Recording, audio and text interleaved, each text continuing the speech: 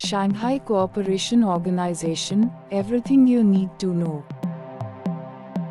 Origins and background. The Shanghai Five grouping was created the 26th of April 1996, with the signing of the Treaty on Deepening Military Trust in Border Regions in Shanghai, by the heads of states of Kazakhstan, the People's Republic of China, Kyrgyzstan, Russia and Tajikistan.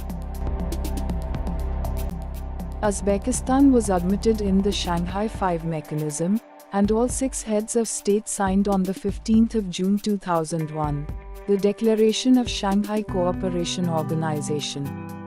The cooperation was renamed to Shanghai Cooperation Organization after Uzbekistan joined the organization in 2001.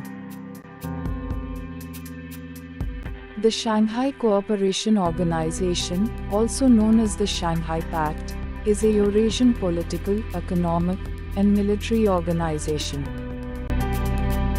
Purposes of SCO: strengthening mutual trust and good neighborliness and friendship among member states, developing their effective cooperation in political affairs, the economy and trade, science and technology, culture, education, energy, transportation, environmental protection and other fields, working together to maintain regional peace, security and stability, promoting the creation of a new international political and economic order featuring democracy, justice and rationality.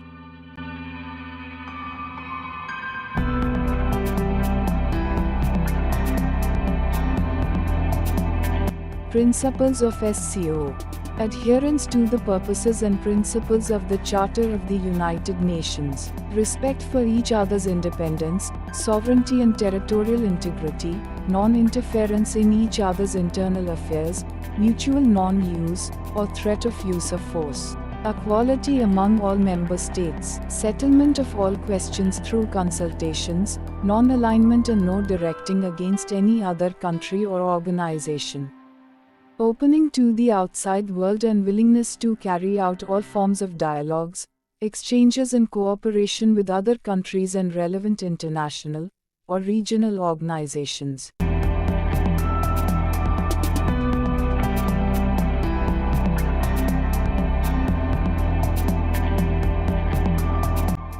SCO cooperation in various areas.